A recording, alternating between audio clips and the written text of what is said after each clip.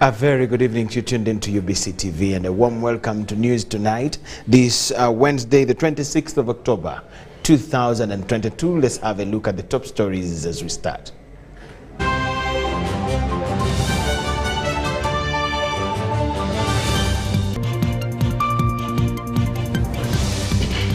President Museveni lures the West to invest in Uganda. Prime Minister Nabanja decries congestion at the Cancer Institute in Mulago.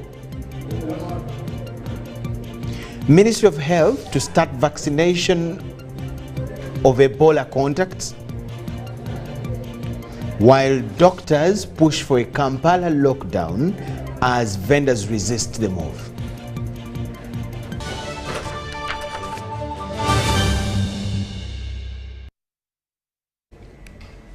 We thank you so much for joining in. My name is Michael Jordan Lukomwa. Prime Minister Robin Nabanja has asked the Uganda Cancer Institute in Mulago to prioritize the prevention of cancer in order to reduce on the high numbers at the institute. Cancer is a disease in which abnormal cells divide uncontrollably and destroy body tissues. We have details to the story. The World Health Organization estimates that between 30 to 50% of all cancers are avoidable by preventing or reducing exposure to cancer risk factors. Prime Minister Nabanja had made an on-spot check on the operations of the Uganda Cancer Institute after reports of growing numbers of cancer patients at the institute. Nabanja, while interacting with Dr. Jackson Orem, the Executive Director of Mulago Cancer Institute, and other top management officials, wondered why the institute does not put emphasis on prevention of cancer rather than treatment. That, like you know, malaria is caused by Anopheles mosquito. If you sleep under a mosquito net, you will not get malaria. Well, I want you to think, so that we the leaders, because this now needs multi-sectoral approach. Correct. That's correct. It's big. It's correct. It's even bigger but than we Ebola. cannot promise you that we can prevent. Nabanja says the cancer problem is bigger than some epidemic outbreaks, including Ebola. It's better than cure. You have seen the numbers of people here. All of them desperate. Others being treated by those big machines. It's not easy to endure that pain. So it's better we use preventive approach. She commended health workers at Mulago Cancer Institute for their commitment to serve the nation despite numerous challenges they go through. This institute that you have tried, you have level best, but the numbers are overwhelming. And I believe you have tried because we have seen those that got treated and are still living since 2000. But I want to say we need to have another approach as government, like we did it for COVID. Nabanja assured the public government will work with the Cancer Institute to ensure that drugs and other forms of treatment are available at the facility. People, the professors and what, we are together here to see how best we can look for solutions. Because the numbers of cancer patients are increasing day by day. And as government, this is a threat to the economy. Because you would be in your gardens, you would be in your offices working. Now you are here. And we can see some of them have not even got treatment yet. Some of the cancer risk factors include aging, personal or family history of cancer, using tobacco, obesity, alcohol, some types of viral infections such as human papilloma virus, specific chemicals and exposure to radiation, including ultraviolet radiation from the sun.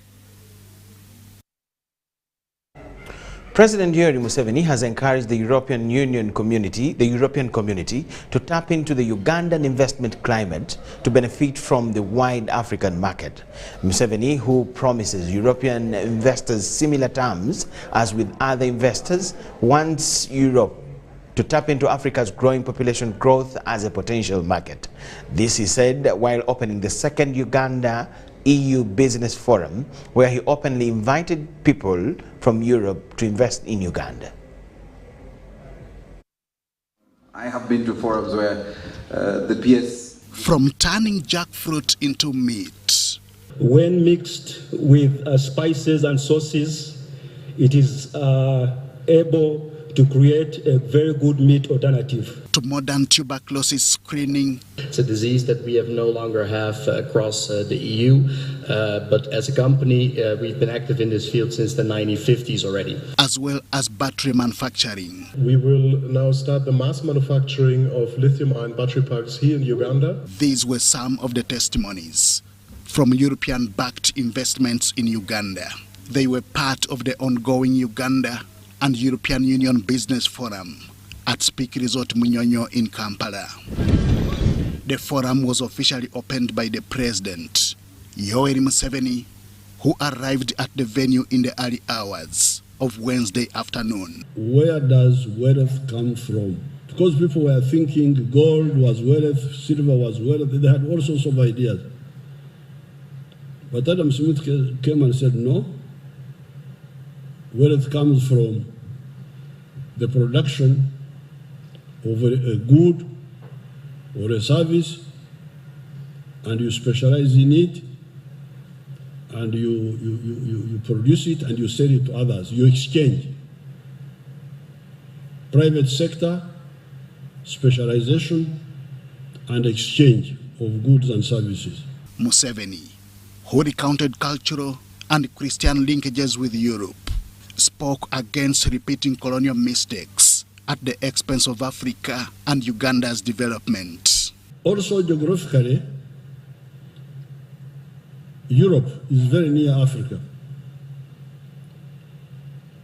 It is therefore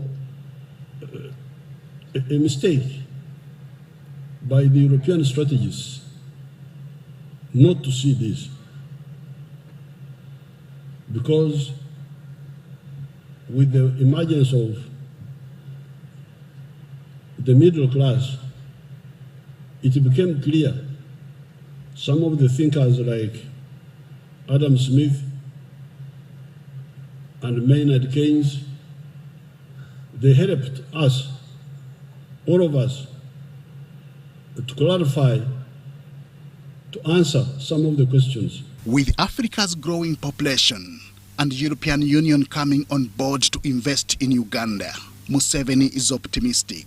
For the first time, the population of Africa is overtaking the population of China and the population of India, and it will be 2.5 billion in the next 30 years. So therefore, really for the European companies and governments and political groups and the think tanks, if they are there, this is the moment. Africa is easier for you. We share a lot in common: language, legal system, some of the concepts of social organization. It should really be much easier for you to work with us. Earlier, State Minister for Investment and Privatization, Evelyn Anite, welcomed the newly deployed EU ambassador to Uganda. They both agreed on the need to work together for economic progress. About 284 million population of people in the East African market. COMESA, we're talking about 560 million, and we're talking about 1.3 billion people. That is a readily available market, that if you decide to invest in Uganda, that will be a ready market for you. I'm convinced that there is still a lot we can do to foster trade and investment between Uganda and Europe.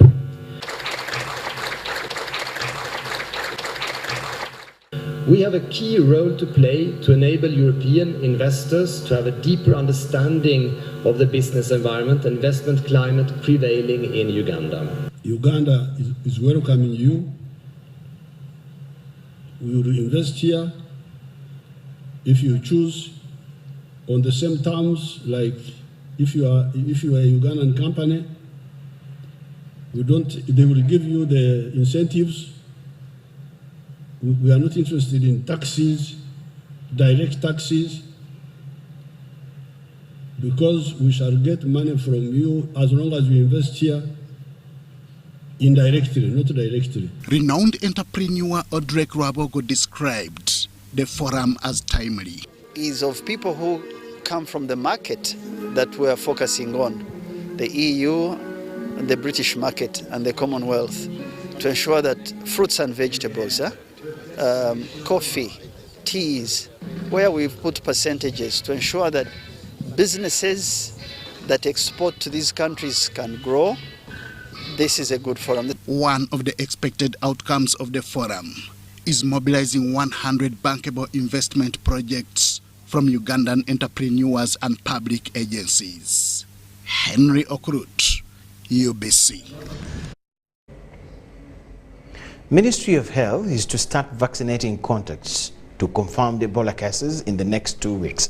The Minister for Health, Dr. Jane Ruth Acheng, confirmed the development and pointed out that those vaccinated will be followed to assess the efficacy of the vaccines against Ebola Sudan strain. It is now over 1 month since the outbreak of Ebola Sudan strain was announced in Mubende district before spreading to other districts, with Kampala and Wakiso being the latest. Since the announcement of the Ebola outbreak on the 20th of September 2022, a total of 109 cumulative confirmed cases, 30 deaths and 34 recoveries have been recorded. Now, the Ministry of Health has announced that vaccination of people who have come into contact with confirmed Ebola cases will start in 2 weeks' time. The Ministry of Health will be evaluating the efficacy of 3 candidate Ebola Sudan vaccines on contacts in the coming weeks. The candidate vaccines are Oxford from the United Kingdom, Sabin from the United States of America, and Merck from the United States of America. The main objective is to evaluate their efficacy to protect primary contacts of Ebola patients within 29 days of contact. We plan to vaccinate contacts of 150 confirmed cases. This means about 3,000 initially. The first category would be the contacts in which we can follow immediately. So the answer for those who have already been contacts, maybe we will not be in time to give them this vaccine where it will be useful. The other categories is looking at the risks. We will see whether we need to also include frontline health workers to be protected as well. With confirmed cases in Kampala and Wakiso, the Ministry of Health is setting up other treatment facilities. In Kampala metropolitan area, we have 2 permanent treatment facilities in Mulago National Referral Hospital and Entebbe Municipality. The Mulago Ebola Treatment Facility is a 120-bed facility that is co-located but separate from Mulago National Referral Hospital. This facility is currently housing the 55 quarantine contacts from Kampala and Wakiso. They will be evacuated this week to create room for admission of both suspected and confirmed cases. There are other trial treatments being used on Ebola patients, and according to Minister of Health, positive results are being yielded. There is no known treatment for Sudan Ebola virus.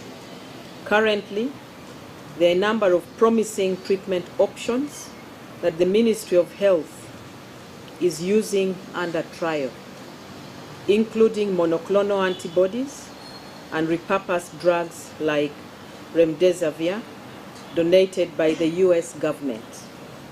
However, the doses available are still very few. So far, 13 patients have received these trial drugs with relatively good outcomes. The epicenter of the epidemic remains Mubende and Kasanda districts, and the government has put in place a number of measures to control the spread of the disease, noted intense risk communication to sensitize the communities about Ebola virus disease its cause, presentation, and prevention. Currently, there are 45 active cases of Ebola, and the population is highly encouraged to observe prevention and control measures. Joshua Kagoro, Adia Nakuti, UBC News.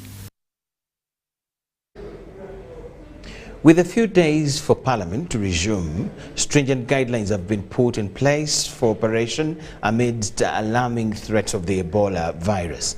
According to the leadership that has been part of the business committee that sat at Parliament, it has been resolved to slash down the number of legislators to attend plenary sittings to only 100 of them per plenary sitting.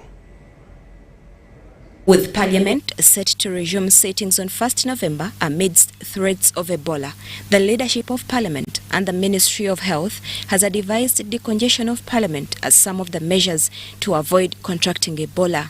It was just paramount because I raised it because I saw that we are going to start Parliament, and Parliament is for all members of the whole country. So when people come from different parts, it creates more risk.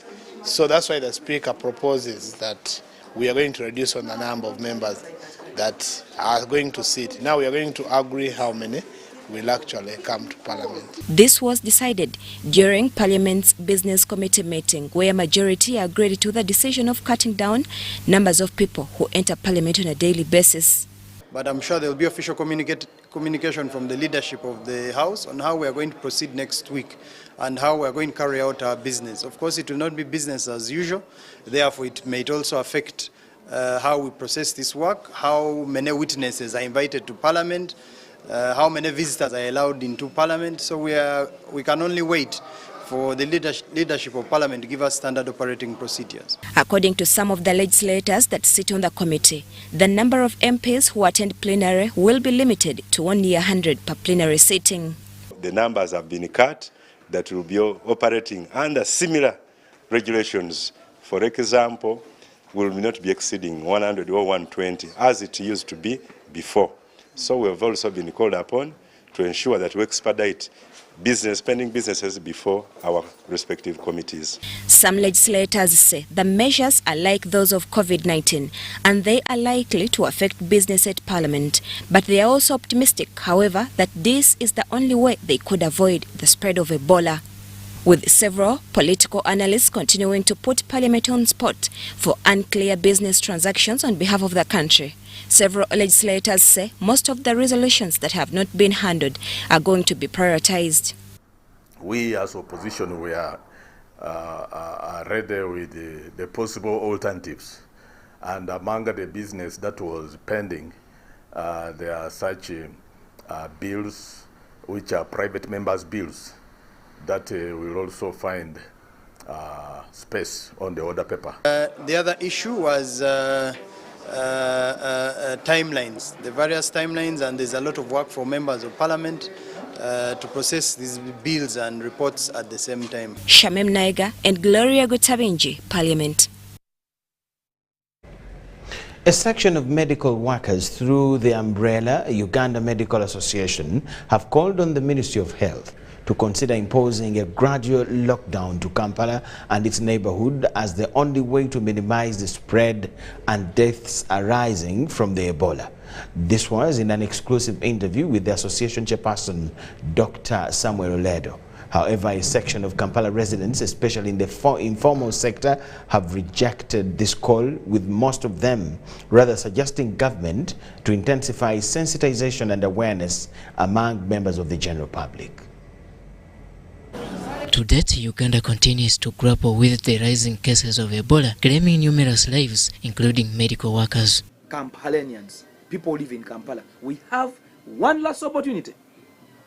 If we can adhere to the set rules and SOPs by Ministry of Health in 3 areas. 1, identify anyone who has crossed your area, who has come from a hotspot, who has run away, even if it is your relative, even if it is your father or mother, whether having clinical symptoms or not, so that we can put him on surveillance. In this exclusive interview with Dr. Samuel Oledo, the President of Uganda Medical Association proposes an introduction of lockdown for Uganda's main city, Kampala. If Ugandans take it for granted, they'll be locked down. If they joke and think Ebola is not there, if they live as a normal, If they fail to report cases, if they fail to identify cases which are positive, Kampala will be locked down because we cannot see death. Oledo faults Kampala residents for the poor approach towards the virus control. But even the lockdown that we are trying to look at, in case it happens, it can start at step-down lockdowns. You can reduce the movements in public transport. You can reduce the movements on borders, crowded places. Now is not the time to go to Vivolos. I hear shows. With the districts of Kasanda and Mubende locked down earlier, it is reported that the move has received some yields. If the kind of attitude of the people of Kasanda, Mubende, and those hotspots is the attitude the people of Kampala can have, I assure you we would fight Ebola out of Kampala in a very short period of time. These are some of the samples of views from the Kampala residents. Kuba sirabanga ku muntu afudde Ebola, sirabanga ku muntu alwadde Ebola. Wabanga ddala Ebola yatuuse mu Kampala nga mwali nga bwe yatuuse e Masanafu, bateekewo emisomo bayigiriza abantu Ebola bwakwata.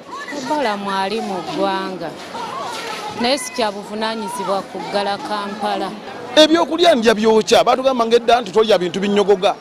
Ebyokulya ndya byokya kyayinywayo kya amazzi g'ennywago kagatayo kya gegagana gwennywago mu firiji g'ennywago kagatayo kya n'ebintu ebisigadde bina tukozesa byokya okunaaba wakandi muyonjo toyinjikuuta okitegeere eswani ndiira kweyozeddwa Ebola chichi. Damulira Francis is the General Secretary, Kampala Cadres Advocacy Forum, KAFO, and he shares how the sector is moving in to arrest the situation. Twatandise okuwandikira abalandira odizi bonna basobole okuzzaawo ebintu bye twakozesanga mu coronavirus kumbi obulwadde bufaanagana.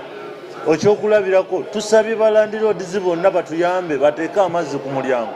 Ffe abasuubuzi tugenda kwekubiriza ffe nnyini tunaabe mu ngalo kubanga ebiseera bye tugenda mu bya season. Taxi operators are equally not in bed. Twatandikiddewo okukola enteekateeka ez'okwetangira ekirwadde ku paaks zonna.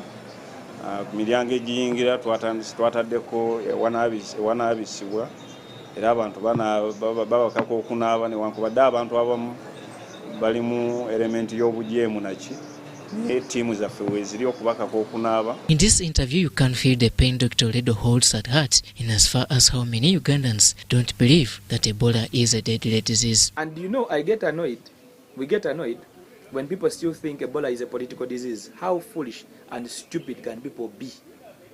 I am a doctor. We've buried colleagues because of Ebola. Dr. Ali Muhammad was a colleague, fellow colleague, Tanzanian. We ate with them. Okay, we joked around with them. We visited their families. We did not see them when we were burying them. We threw him in a hole, dug with the maximum IPC measures, like a dog. Why? His body was highly infectious. By and large, the Kampala community seems not to be ready to face another lockdown, borrowing a leaf from the COVID-19 lockdown, which according to them, they are still healing from the injuries of the pandemic. Robert Onyango, UBC News, Kampala.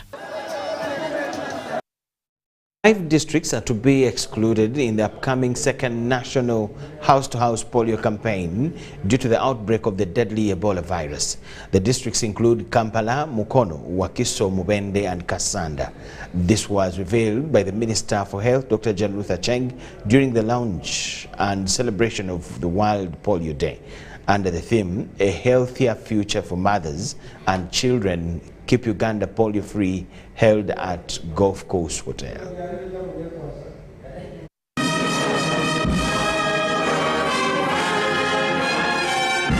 Minister for Health, Dr. Jane Cheng, together with implementing partners from CDC, World Health Organization and UNICEF, have launched the second national house-to-house polio campaign in the country.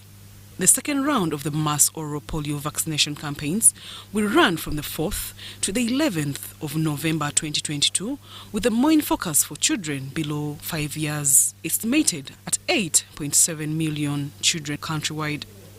During the launch, the minister disclosed that due to the outbreak of Ebola and COVID-19 in the country, 5 districts will be excluded in the door-to-door polio vaccination campaign. Campaign for polio will take place in all districts of Uganda except Kampala City, Wakiso, Mekono, Mubende, and Kasanda. These will be given another date when they can carry out the mass vaccination campaign. I call upon all parents, guardians, partners, local governments to rally behind all the efforts necessary to ensure that every child is reached.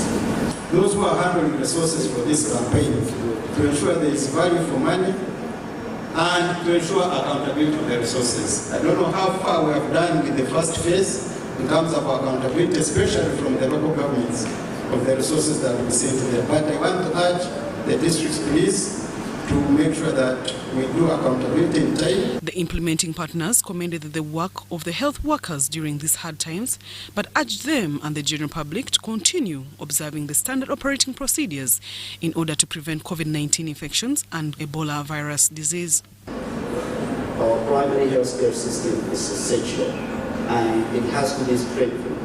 If we have a strong primary healthcare system, Uganda will no longer suffer from frequent disease outbreaks.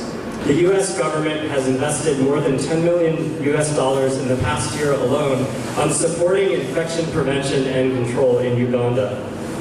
Let us work together to ensure that healthcare workers at the front line of this vaccination campaign are trained on infection prevention and control. The program manager, Uganda National Expanded Program on Immunization, UNEPI, Dr. Alfred Driwali, cited some of the challenges the program has faced over time.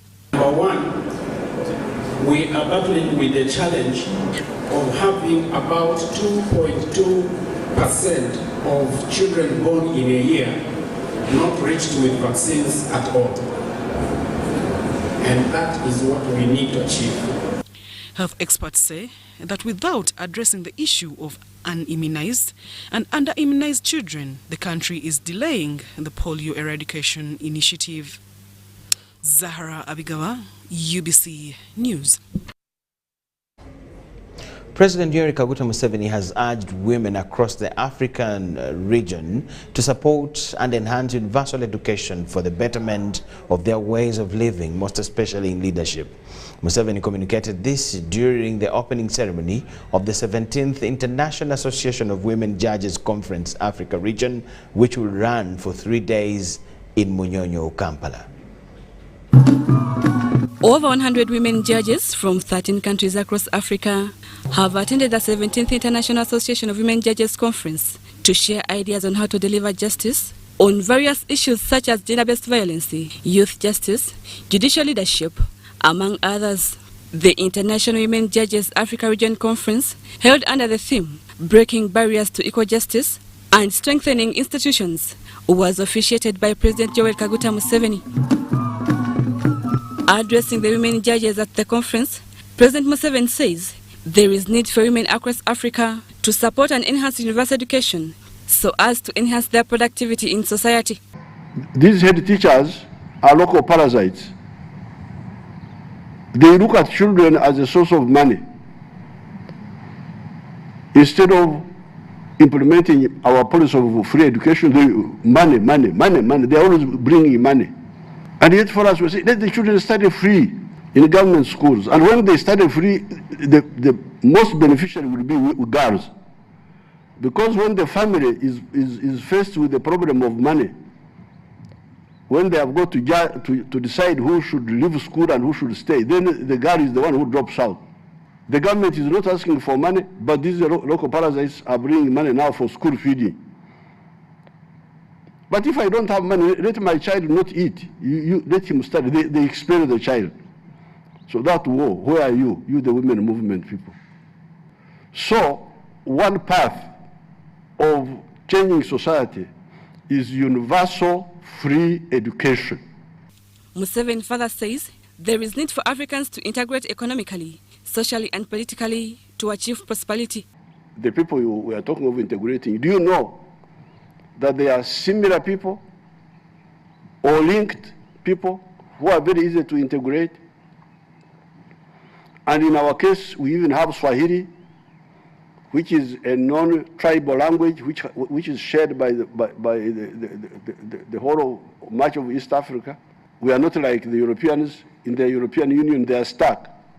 We cannot call the UN that we can't defend ourselves. You come and defend us. We defend ourselves. We maintain internal security ourselves. We maintain the borders by ourselves, according to our means. But we have also been dealing with the culture. So therefore, as part of Gyros, you need to understand that really the challenges which we have in the pre-capitalist societies. Remember, these are pre-capitalist societies. They are societies before traditional societies of Africa, which were based on different ideas. Part of our struggle is to build capacity. Capacity, technical, but also cultural. You see, for instance, take the phenomenon of security personnel, policemen, soldiers, beating prisoners. The Chief Justice Alfonso Winyidoro said the Conference of Women Judges is timely, since it will help on delivering ideas on how to handle gender-based violence and human trafficking cases. A number of cases are cause listed and dismissed for want of prosecution, while a few others cannot be proved because the key witnesses are reluctant to open up and tell the court the unfortunate tale leading to the crime. We are hopeful that this conference will, among many other things, act as a forum to share views, experiences, and best practices on how we can best manage these justice needs in our land, so that justice can flow like a river. Women judges are encouraged to believe in themselves, since the norm of leadership belonging to men has been broken. This style of leadership is a two-way interaction that inspires, empowers, and motivates everyone working in the judiciary to embrace the values and the goals of the institution. I find that women can leverage on our innate instincts. We can nurture and build institutions that can sustain themselves and also sustain others. In attendance were ambassadors and high commissioners from various countries, Deputy Chief Justice Richard Butera, Minister for Justice and Constitutional Affairs Norbert Mao, Attorney General Shewa Chiwanuka, among other delegates, Rebecca Nantongo, UBC News. Nantongo Rebecca there with the Women Judges Conference. We thank you so much for watching. Enjoy this short break, but do not go anywhere. We return with more. MTN joins the people of Keralur to celebrate the 12th coronation anniversary of the King of Keralur, His Royal Majesty Ubim Philip Raoni III in October. At MTN, we believe that we only succeed if the communities in which we operate succeed. And so, we're happy to join the people and well-wishers of the people of Keralur in promoting social cultural programs of the Ubim. Walego Mugisa ni Ubimu ku Keralur. Welcome to Friends Stadium. Everybody's ready. Wait a second, not everybody. Come on, dude, it's the FIFA World Cup. You're going to lose your seat, the ritual seat, the lucky one. Losing more than a seat, your team is going to lose. Where are you, dude? The match is about to start. Your friends won't hold out much longer. Excuse me. Finally, everything is in the right place. Hey, other hand. And you, do you have everything you need to believe?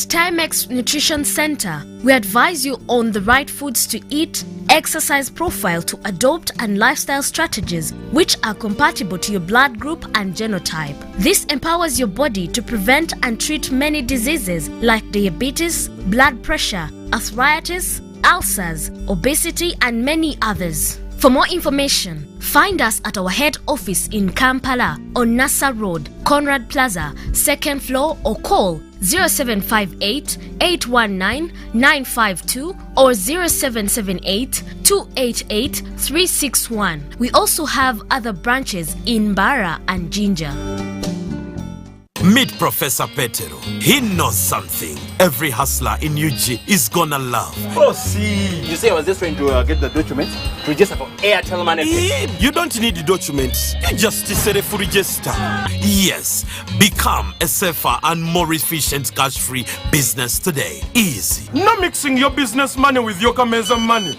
No, that's efficient. Airtel Money. Instant, secure, borderless. The Electricity Disputes Tribunal is a specialized quasi-judicial body established under Section 93 of the Electricity Act to handle all civil cause disputes relating, but not limited to, regulatory disputes, billing and licensing, tariffs, power generation, transmission and distribution issues, compensation resulting from activities in the electricity sector including civil wrongs and breaches of statutory and contractual duties and consumer-related complaints. The Electricity Disputes Tribunal is a special court and the first instance court that deals with electricity matters in the country. For more information, please contact the Electricity Disputes Tribunal at Amber House, Kampala Road, opposite Post Office, or call us on 041 232987. Get connected today with the My Airtel 4G smartphone, the most affordable smartphone in Uganda. You get to enjoy free 1 GB for 1 whole year. My Airtel 4G smartphone, your best value for money. Visit the nearest Airtel outlet today and get one at only 250,000 Uganda shillings. Airtel, the smartphone network.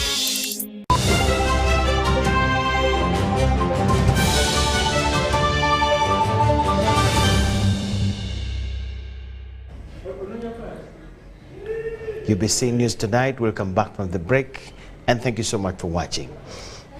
Kisoro District Authority and the UN agencies are stuck with over 15,000 Congolese refugees that are camped at ungazetted areas within Kisoro District, having refused to go to the settlement camps. This, according to the authorities, poses both a security and disease outbreak risk. The Congolese refugee influx in Kisoro swelled last week as fresh fights erupted between the M23 rebels and the DRC government forces. Philip Aguta is in the area and he reports. The situation in DRC at Bunagana border with the Ugandan Kisoro district remains tense as fighting between M23 rebels and government forces in Bunagana enters day 6. According to the UN, over 25,000 refugees have entered Kisoro since last week, and more will continue to enter as the fighting ranges on. We are managing a big influx this morning because it seems that there is some fight, again, recruiting fight in DRC, and many new people are coming in Kisoro. Yakabande, the transit center. As you know today, the biggest pictures, we have more than 5,000 in the transit center. The capacity is 800. It means that you need more support. We have over 5,000 in the transit center. The audit center will be closed in 4 days. The audit center, because as you know, the audit center is supposed to be part of a transit for 3-4 days, not to stay for 6 months. It is not on the policy and to stay very close like this and to stay more than long. You need more support to absorb the people. You have also more than 5,000 people in the primary school in the border in Bunagana, plus the market, 5,000.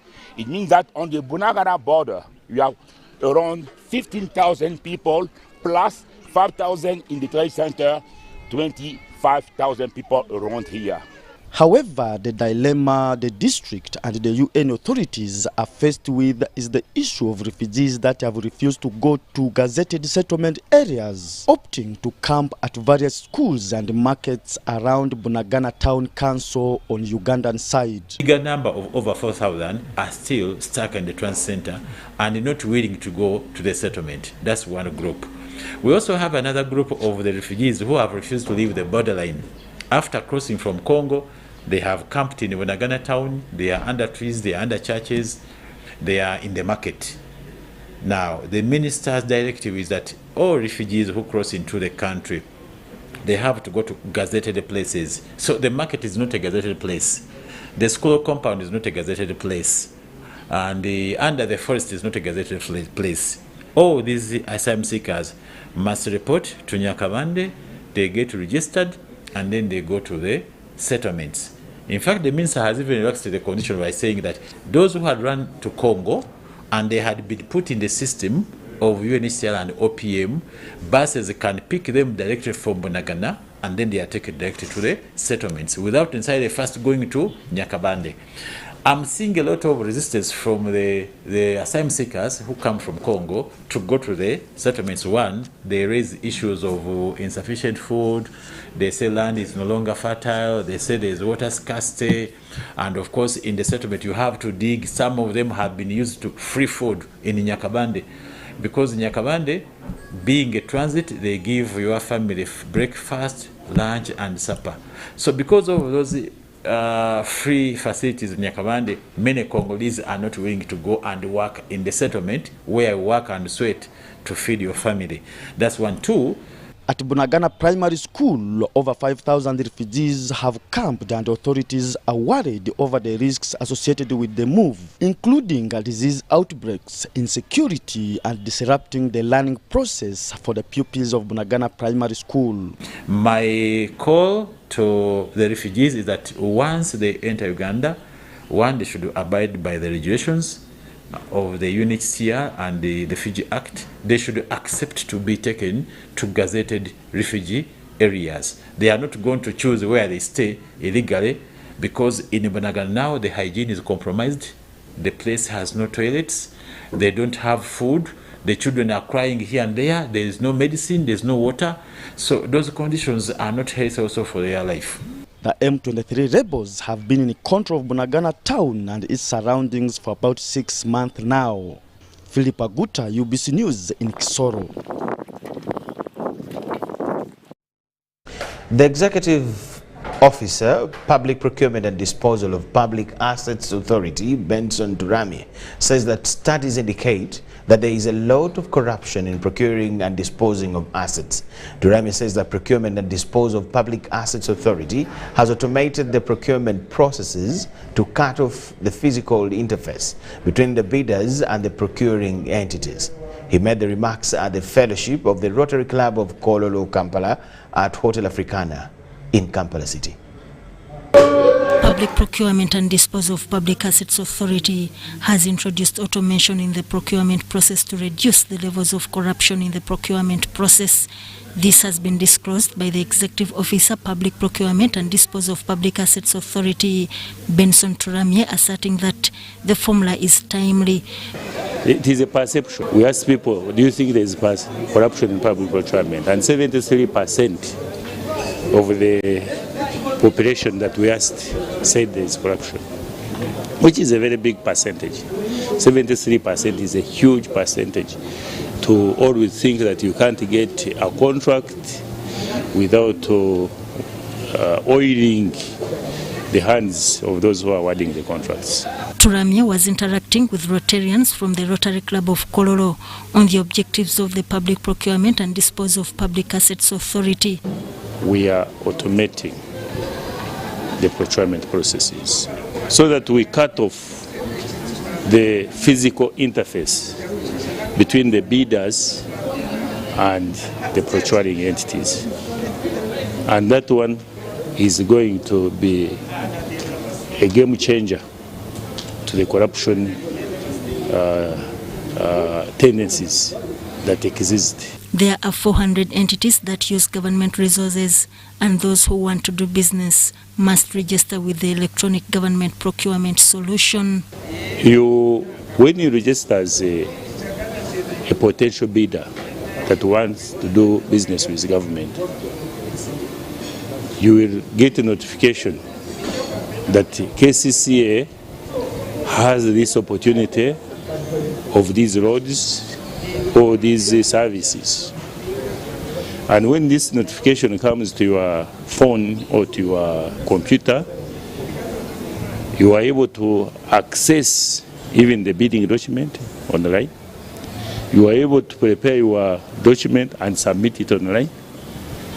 So there will never be face-to-face interaction. President Museveni signed the amendment of the PPDA Act intended to improve efficiency in procurement within a specified time frame, which has been respected by the authority. The President, Rotary Club of Kololo, Moses Tuliatemba, says economic and community development that is curtailed with procurement is among the key areas the club is looking at. And we thought that by bringing in the topmost person in procurement, he would talk to our people and the news would go to many other stakeholders. Sudat Kaye, UBC News. Failure by some member states of the East African Community to observe treaty protocols has led to the persistent conflicts in the community. The Minister for East African Affairs, Rebecca Litwala Kadaga, has committed to deal with these barriers to facilitate the thriving of the community partnership. Kadaga was officiating at the second annual East African Court of Justice Judicial Conference that was held in Kampala. Uganda has hosted the second annual East African Court of Justice Conference. The conference was officiated by the First Deputy Prime Minister and Minister for East African Affairs, Rebecca Litwala Kadaga. Perhaps one of the areas which will not be directly in your hands is the standardization. We still have trouble in some partner states where qualifications are not necessarily acceptable. They are not being standardized as yet, and yet our citizens are studying in all our jurisdictions and expect to practice in all of them. Rebecca Kadaga highlighted the need to improve on the structures of collaboration among the member states. We are supposed to establish the Trade Regimes Committee within the community, which will address breaches of the treaty. It has not been set up, but at the next council in November, it's one of the things we are going to discuss and establish. It's long overdue. Yes. Limited funding is mentioned for limiting operations of the East African Court of Justice. Indeed, this judicial conference is a special event in the record of the East African Court of Justice. It affords an opportunity to reflect not only on its one-year journey, but also from the inception to date. We offset conversations that will strengthen the capacities of judges, judicial officers, and court users. Member states are concerned about failure by colleagues to abide by the treaty protocols. With these concerns that are raised here and there, not only in one country, it is high time for all states to come together and sit on this issue, have a debate, and then with time we will come up with a solution. The Chief Justice of Uganda, who was represented by Justice Godfrey Kiriabwiri, committed cooperation with the judicial system of member states. Bring the East African Court of Justice to Kampala to handle sessions on our land this November 2022 is a very welcome development, as it will not only bring justice services nearer to our people, but it will inevitably also equip our legal practitioners and judicial officers with contemporary jurisprudence in the community affairs. And so again we say, karibuni sana. Stakeholders identified limited legal representation of litigants in East African Court of Justice, which in turn affects access to justice. According to the court, this right is not contingent on the individual requesting for the said assistance. Rather, the respondent state has an obligation under Article 7(1)(c). The second annual East African Court of Justice Conference was held under the theme Transforming Access to Justice in East African Community. Abdul Nasili Lubwama and Deborah Namamonde, UBC News.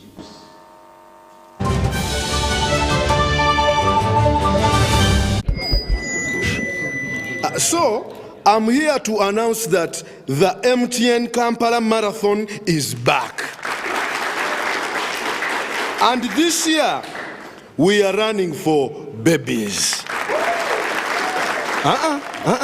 To be clear, I am not talking about a baby.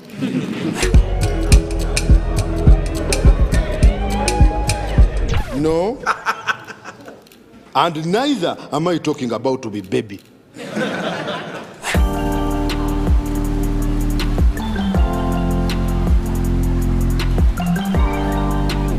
I am talking about these small dollars. Run for babies in the MTN Kampala Marathon on Sunday, 20th November 2022. Dial *165 *77# or use the Momo app to register.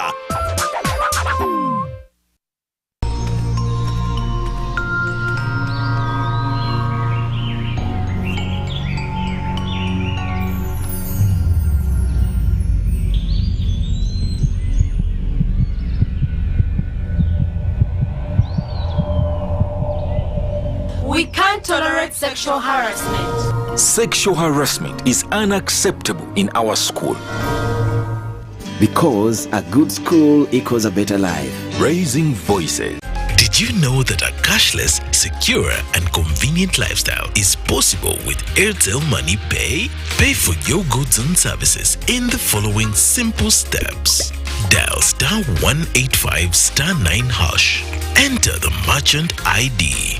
Enter the amount. Enter payment reference, for example, school items. Please enter PIN to confirm.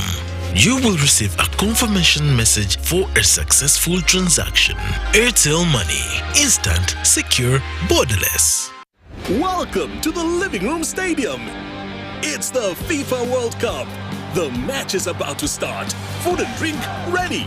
There's no space left for anyone. Come on, get your lucky chair. Take your usual spot. Even the puppy has one. It's preparation time. You can feel the tension in the air. And do you have everything you need to believe?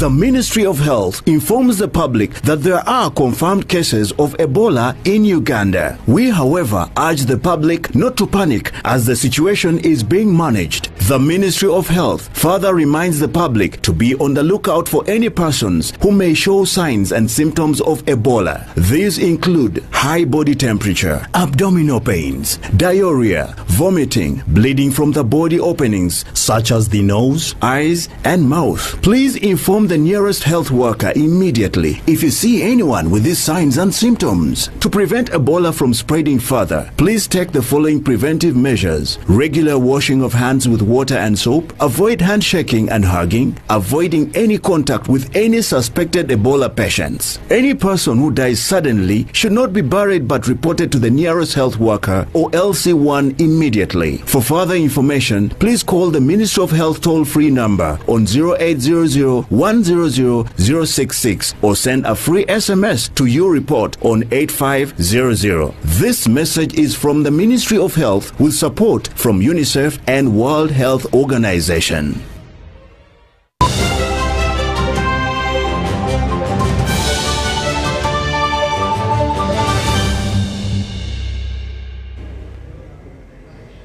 UBC News Tonight. Leaders of the National Unity Platform have expressed concern over Uganda's delayed response in sending the country's own airlines to evacuate Ugandans stranded in the United Arab Emirates. The Shadow Minister for Foreign Affairs, Odongtho, says that there are still so many Ugandans still stranded in the UAE who need to be repatriated.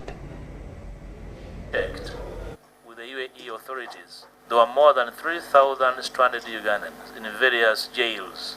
It's estimated that over 3,000 Ugandans are stranded in several prisons in the United Arab Emirates. The highest percentage of victims are those who traveled for household jobs and casual laborers who were taken by unscrupulous recruitment companies. No one knows where it goes. The Minister of Gender is now working closely with the organization uniting recruitment companies. Now, there is no entity to monitor these recruitment companies. The Ugandans who are externalized are left on their own to suffer. The Shadow Minister for Foreign Affairs, Odongtho, expressed concern over Uganda's reluctance in deploying the airlines to reduce the cost of repatriating Ugandans. It's a shame that we even have Uganda Airline with a flight to UAE. Many times flying half empty and sometimes empty with a pilot. With at least 70 Ugandans successfully repatriated so far by the opposition, the National Unity Platform Caucus has contributed a total of 34.6 million to boost the fundraising campaign to repatriate Ugandans in the UAE. We are grateful to all Ugandans who have contributed towards this effort, and if you add what we are getting today from the members of parliament, we've been able to collect 80 million shillings, 80.6 million shillings. They have called upon all Ugandans to join the fundraising drive to collect the funds to repatriate the targeted number. This should never have been a debate in any case. It should have been done a long time ago, and now that's not being done, we demand that it is done. Accordingly, the leader of opposition in parliament, Matthias Mpuga, says the opposition move is not in any way intended to blackmail government. They have distanced themselves from allegations that they are repatriating criminals allegedly working with opposition. Leadership offered by NUP to make this practicable should be understood in a framework of humanity, and it's beyond politics and partisanship. When we are returning these citizens in the way they return, we do not ask for their party cards. Currently, there are over 20 job recruitment companies licensed to take Ugandans abroad for employment. Susan Naonga reporting for UBC TV. Government needs at least 9 billion Uganda shillings annually to facilitate monitoring systems, labor stations, attaches as part of the remedies to address the challenges of the abuse of Ugandan labor migrant workers in the Middle East. Minister of State for Labor, Employment and Industrial Relations, Colonel Retired Charles Angola, says that they have submitted requisitions to the Ministry of Finance. There have been cases of mistreatment of Ugandan labor migrants.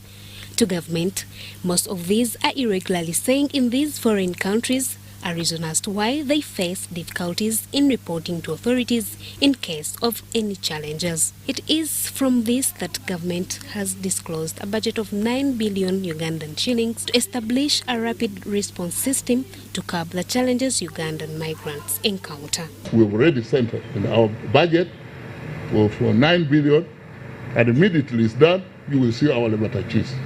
And it will shorten a lot of challenges which we have there. And by putting in the labor attaches, I'm working out on the monitoring system, like I told you, where we can monitor each and every migrant who has gone to these countries and see, get even the coordinates where they are, fix them with communications. We shall not allow their phones to be switched off. But we need people who should do the monitoring from the places where they are. Ahead of the expiry of the current bilateral agreements between the UAE and the Kingdom of Saudi December this year, the Ministry of Gender has embarked on a review process to cement the bilateral agreements signed between Uganda and the destination countries. These agreements, as we review the contracts that are signed with the migrant workers, can we tie up these loose ends? Are we safer if they go under a medical scheme where when they fall sick, they are not at the mercy of the employer. They'll walk to a medical facility where they are insured and they can get attention. As of August 2022, 5% of Ugandans were illegally living in UAE. It is after this that the UAE government granted a 3-month amnesty to 150,000 of them. Out of this 5%, 1.5% were those that turned up to the call of amnesty, and the 3.5% have not yet turned up. Marian Mwomcha and Irene Faith Nantongo, UBC News. Speaker of Buganda Charles Peter Maiga has applauded the Bishop of Mukono, James William Sebagala, for the development rendered to the diocese. He said this during the courtesy visit paid to him by the bishop ahead of his retirement as Bishop for Mukono. Bishop Sebagala appealed to the Katikiro to extend his appreciation to His Majesty the King upon his continuous effort towards supporting the health sector. The Bishop of Mukono, James William Sebagala, ahead of his retirement, has paid a courtesy visit to Buganda Premier Katikiro Peter Maiga to appreciate the support Buganda has given him during his tenure as a servant of God. I came to say farewell to the Katikiro of Buganda because I'm soon retiring from the Episcopal active duties of Mukono Diocese, and because we have been working together in certain programs, so I had to come and officially tell him that I'm retiring, and also to thank him for the work that he has done for us in Mukono and for the Buganda Kingdom at large. It is here that Katikiro Maiga appreciated Bishop Sebagala for the developments he has put in Mukono. When you visit the diocesan headquarters, you see a lot of infrastructural changes. But also throughout the diocese, there are lots of developments that have taken place during his tenure of 12 years. So I commend him. I believe that he who wants to serve God must love people first, because it's the people we live with every day. Maiga asserts that the legacy Bishop Sebagala has left in Mukono will be used by various generations. If we take actions that contribute to the growth of people, especially the ordinary people, I think that's the best way to express love for God, because it's the people that we live with, it's the people we see, it's the people we serve. And when we do that, I think that's the proper expression of love for God. So I thank him very much. Bishop was accompanied by his wife, daughters, and in attendance was Buganda Speaker Luwaga Mugumbule and Buganda Attorney General Christopher Bwanika.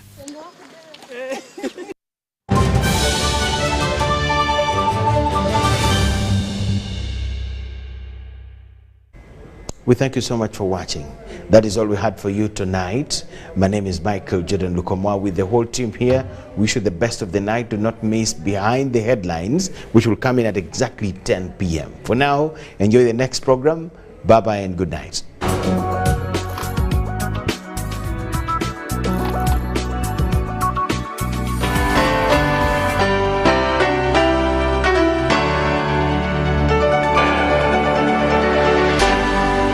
UBC, inspiring Uganda.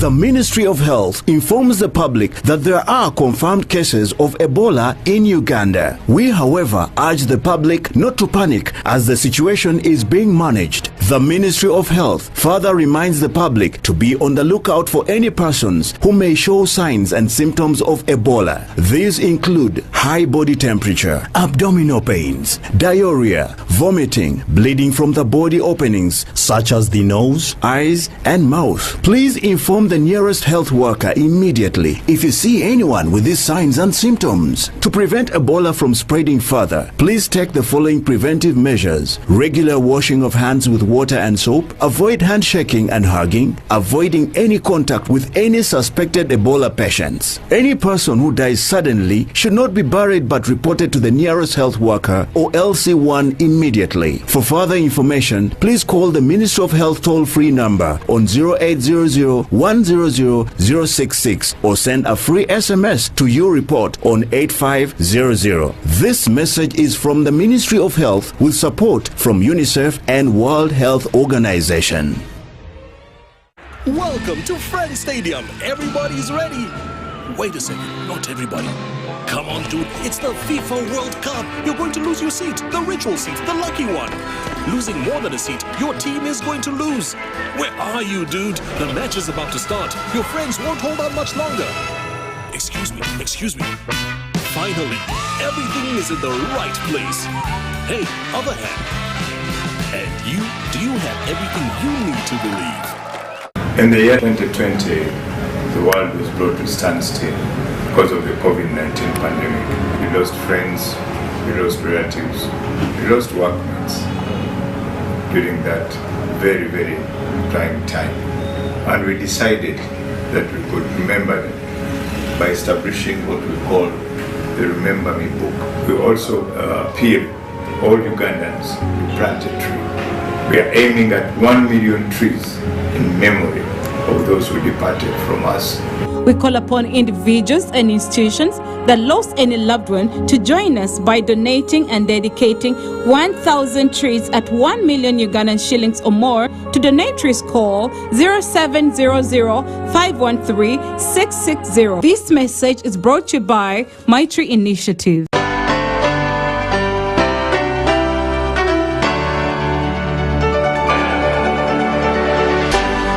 UBC, inspiring Uganda.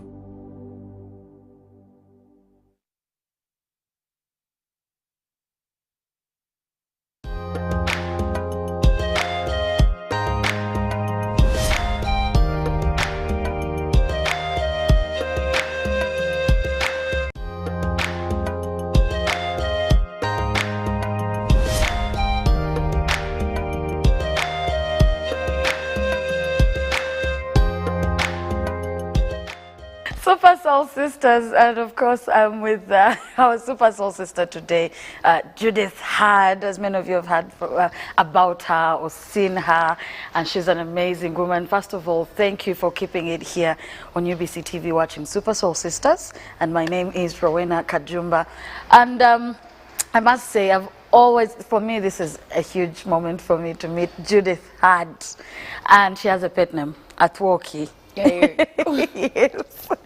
You're very welcome to the show. Thank you. I can call you Atwoki. Yeah, when you're Akiki. Akiki, my best friend Mweta Akiki. Yes, you can Taki.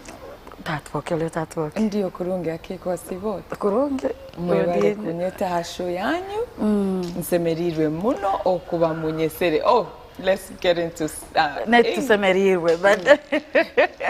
now abantu abakiro wingi, they know you, Judith Hard. But who is Judith Hard? Judith Hard is a God-fearing woman, mother of 3, a multi-award-winning model, founder of Judith Hard Foundation. Judith Hard Foundation is a non-profitable organization seeking to end rape and sexual assault. And recently we added on conservation because our environment has been damaged. And me being Miss Environment Africa 2022, I said, why not actually join it's children, it's mothers, it's young girls, it's climate change. So it all goes hand in hand. When we have a climate crisis, mothers, young girls are always the most affected people. I do know that we all get affected in one way, but children, mothers, young mothers face it that rough way. So yes. So who is Judith Hard? Like, who are you born to? Who are your parents? Where were you born? Details of that nature. Judith Hard is born to a Rwandan father, led John Musana, who passed away during the genocide. But also Judith Hard was born in Uganda. So it's a confusion. But yes, my father was Rwandese. My mother is Mtoro. Harawa Andrew Tatule or Majani, may his soul rest in peace. And I was born in Gulu. In So that's why we're getting confused. So also, yeah, I've just said it because I want people to get it clear. When I say I was born in Gulu, they're like, yep, Gulu biawa, Munyarwanda. No, I was born in 1986. Still during the war. And that is why I was born in Gulu, Lacho Hospital, to a Rwandese and Mutoro mother. Interesting. So your full name? Oh, God. My full name is Judith Kanengwa. When I moved to Uganda so many years ago, I was by myself and I was on the search for my mother. Yes. Because we grew up with our father's side in Rwanda. We left Uganda in 1995. And I always said when I get to the point of understanding where to head and where to go, I'll look for my mother and reunite with her. So when I came to Uganda, I was looking for my mother and I got adopted by a family that is a Muganda family. And they gave me Allen Nantongo. Nice. Yes, and that is how I got my first passport in Uganda. As Allen Nantongo. As Allen Nantongo, because this was the family that I was living with that had given me an. So when you left Rwanda by yourself or? By myself. Oh, okay. Because my dream growing up, I always said I have to reconnect with my mother because I knew she was alive. And she had left us a number the first time we had gone to move to Rwanda. Yes. When we moved back to Rwanda, there was a moment where they had families had to search for their people, and then my mother was asked to come to Rwanda just because we thought we were gonna maybe identify my dad's body somewhere, and then we needed all the family members to be there. So my mother had been invited. And that is 96. So she left a number, and God it was amazing that she kept that number for the rest of her life until today. Nice. So when I came to Uganda, I had to search for her. We reconnected. My big sister was studying in Kumba University, and that is how I actually moved back. So while you were with this family, they helped you find your mother? No, they didn't help me find my mother. You were on the search? I found my mom, but I hadn't reconnected with her. Okay. But we were talking on phone, and I was telling her, don't worry, I'm in Kampala. I'm in Uganda. I've been looking for you. Now I'm in Uganda. So I'll come. Akabanaikara Fort Portal. Yeah. So I grew up with this reverend. In a family, they looked for documents, Bantungira passport, and then that's how I started life. Interesting. Yeah. So how many are you? We are 4 siblings. I'm the third born. My first sister is Rachel Namakula. My second sister is Jackie Ngawire. I am Judith Hurd. And our last baby sister is Joan. Yes, so we're 4 girls. 4 girls. Yes. I relate to that. Relate to that, we're 4 girls. Is it? Yes. Is it a coincidence? Maybe Abatoro Bazara Beski wonka. Maybe. So when you come and now when do you reconnect with your mother? Oh, I reconnected with my mother in 2004. Yeah. So we lived a happy life. My sister was going to school. She had to complete university. So your big sister's one was in Nkomba? Yes. So I lived with my big sister at some point, and my mom was still in Fort Portal. And I lived with my big sister. Then we go to a moment of going to Fort Portal, had to Atandika. My mom is coming to visit us. Yes. We're going to visit her. And that is how we reconnected. And yeah, and I kept my hustle in Uganda. Yes. So being a child who was in Uganda, in Gulu, then you went back to Rwanda, then you came back to Uganda. What was your childhood like, if you remember anything really when you were still in Uganda before you went back to Rwanda? My childhood, I remember this very, very fun story about before my father went to war. I think now I can relate. I'm sure he used to be in Gulu all the time, and as a kid we didn't know what was going on. We just knew our father is in the army, but we didn't know exactly details. Like today I can tell if I have a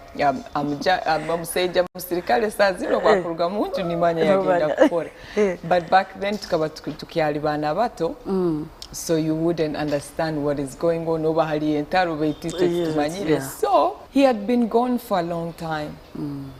And when you look at me, I'm just a photocopy of my father. Ah, wow. So he came back the one afternoon after, I think, being gone like for a month.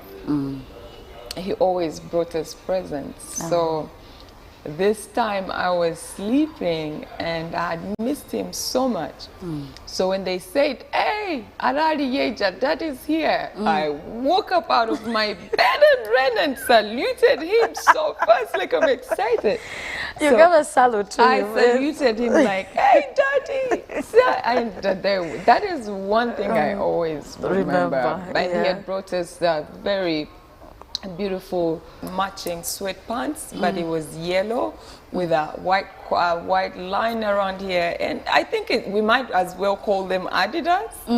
Yeah, because it was white jumps, track suits. Yeah, so that is one memory I will always have of him. In the middle of the night, that must have been the best thing ever. Not in the middle of the night. It was around, like back in the days, they used to tell children, Mubyama from school, we used to sleep and then wake up. So he came back when we were just waking. That was good. And, that was fun. So what was it like? What schools did you go to? I went to Kampala Parents as a little girl, and then later we moved to Rwanda. I went to Kigali Parents. But when we moved to Rwanda, there were no English schools. So we went to Kabale because we were in Rwanda, so they looked for a place where we could go study in Uganda and then come back home for holidays. So I was enrolled in Hombe Junior High School in Kabale. And that's where I come. In P5 we left Hombe because Rwanda had now started teaching English all over the country. So I went to Kigali. What was that like? Because I'm imagining you're in between places now, and you're quite young. It was exciting and at the same time hard, being young and having to go to a different country to study. But of course we looked forward to the visiting days. Sometimes they wouldn't make it because of issues that were unavoidable back home, but we would never know what's happening. They kept it away from it was back in the days where you could even think there is something bad happening around, maybe something has gone wrong back home, or like it was still they kept you out we were still wounded, the country was still recovering, Rwanda, so we just kept praying that somebody shows up. That's true. Yeah. What were you like in primary school? Because now you've moved around, you've experienced different things, you probably made a couple of friends. I was a shy girl. I am a shy girl. Really? And growing up, I was more of a tomboy. I always liked to have male friends, and I wasn't so gully. That I remember correctly, because if you look at my pictures back in secondary, you can tell that I was a boy because I didn't have a big chest, I didn't have a big behind. I was just, like I said, I'm a photocopy of my father. So at some point I was like, it's okay, I feel comfortable in boy clothes, so why not? So did staying with your father influence the kind of things you did or chose to do? We didn't stay with him because he was in war. I was born during the war in Gulu, and then he went to, when I started understanding that this is Daddy, he had to go to Rwanda to fight. So my life, I feel like it's only God that has actually been raising me from all the time, because our mother didn't raise us. Before we went to Rwanda, they had already separated. So, and how did that treat you as young? It's something that haunts me until today. Oh dear. Because I feel like he's sacrificed his life for 2 countries, and but I've never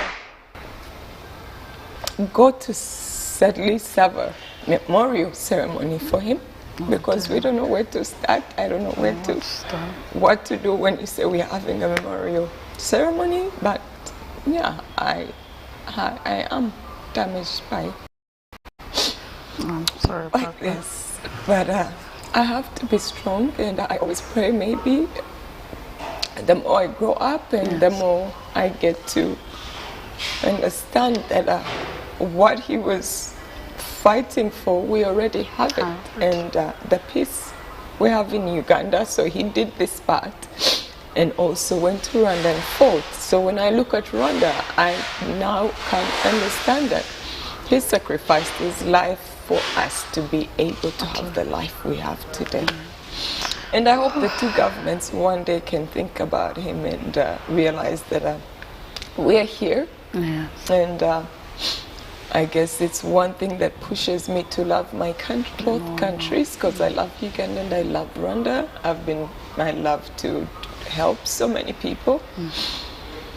And I believe in everything I do it to represent I've represented my country so much. So that is what keeps me going. Like, he sacrificed his life. For us, we're here, so we just have to hold the flags up high and keep going. We'll keep praying for you, and of course, you're very, very strong, strong woman.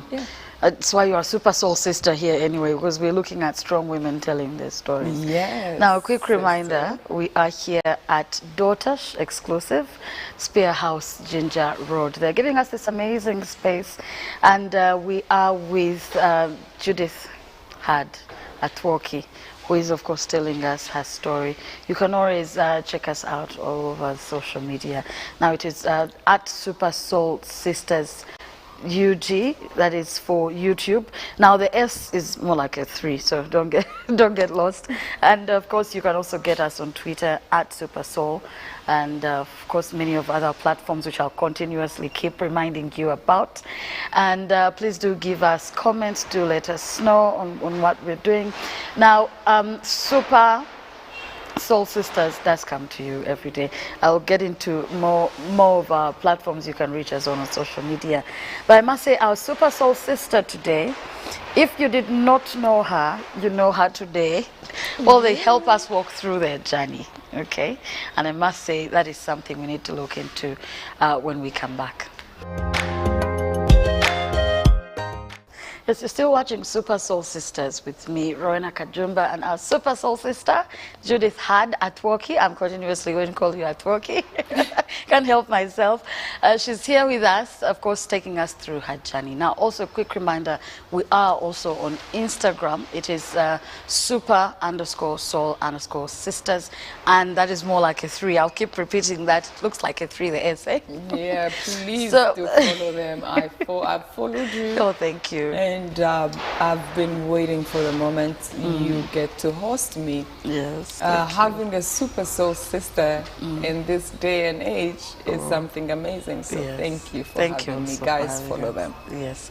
So being younger, growing up, what's that particular vivid memory you have of something you did or went through that maybe you could share with us? We used to love jumping on cars while they were driving. Oh my goodness. Kids. We would run and jump on it, and then it takes you until I don't know where. This time around, I jumped on it and everybody else stayed behind. So I was like, oh my God, so I realized nobody came with me. Yeah. And now I have to jump off of it. Oh. But it was speeding so fast. I got off of it and I hit my head down. I think I lost my entire brain because I don't remember understanding. All I remember is like things just banging in my head. Oh dear. I didn't bleed. Oh my goodness, that's even more scary. Nothing happened to me, but it was the chest and the head. Oh. That was terrible. Every time I think about it, I get a terrible headache. Did the car stop too? No, the car is going. Yeah, They couldn't stop. Sometimes my friends say, they seem to. They're like, but here we are, thank God you're alive and you're wearing a beautiful crown. Yeah. Not just the crown, but also your heart is crowned with kindness and love. We can all pick that.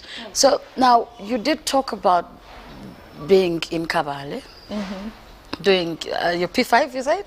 From P1 to P5. To P5. Yes. So did you leave from P5? Where did you go? Yeah, we left. Now in Rwanda, we just went to Rwanda. When things had settled. Completed from our primary. Where did you go?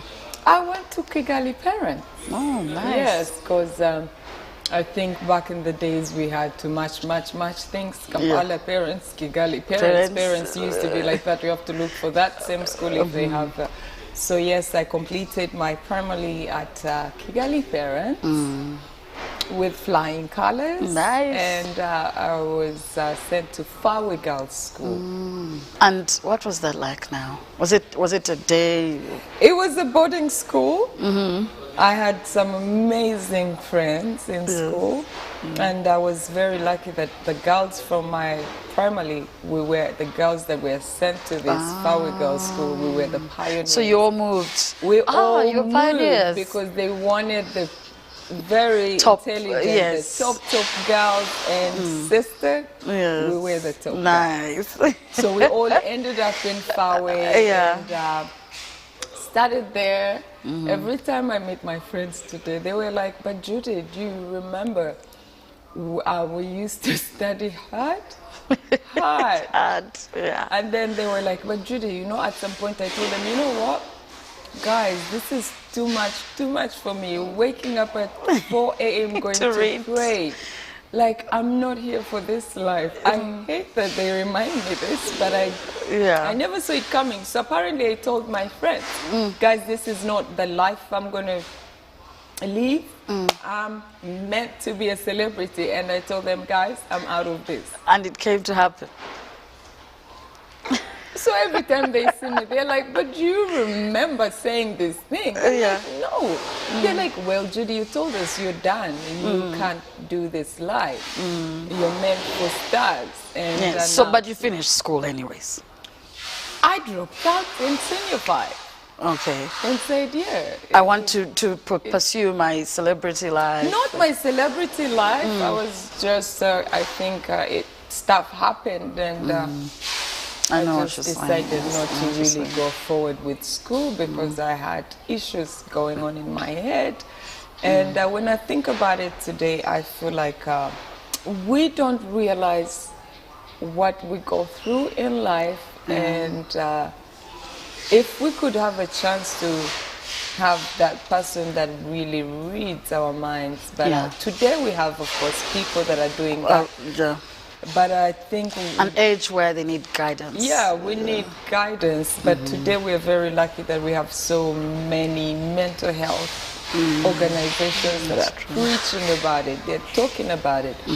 But when I sit back now and look at everything I've gone through, I understand that some of these things that happened in my life were caused by what was going on in my mind and what I had been through.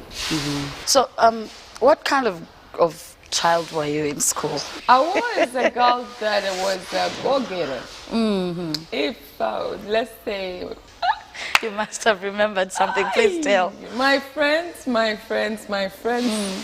was special. And like I said, I felt like I was a boy. Yeah. So I was more into fixing things, to tell what has failed. Do you guys, you know how they give you bad food in school? I told my friends, don't worry, I'm going to make sure every time we're about to have our meals, we get avocados. So I was the person that is at the fence trying to stop the avocado ladies, but it wasn't allowed in school. So you had to get them. So, but I'm like, the food we're eating, and then I promised my classmates we're gonna have avocado. You were never caught, were you? Yeah, but they called me and they understood she's trying to get food, avocado. So, yeah, I was caught, of course, buying avocados most of the time. You kept going but back. I was a girl that really loved to watch out for your friends. For our friends, as being in a girls' school. Yes. So I had all these girls as, I love to call everybody, I love to look at myself as the older person. So I always call everyone my child. You're in charge. Yes, you're in charge. But I saw my friends are like girls, that were not as aggressive as they were. I think aggressive is the right word. Or maybe they were too girly. I was more You were more of a, tomboy. Let's do that. Let's fix it. Is it the gate? You find me cutting everything so fast. They're like, take it, no, pull on. I'm like, no, we need to cut it. And also an intelligent girl. Definitely, definitely.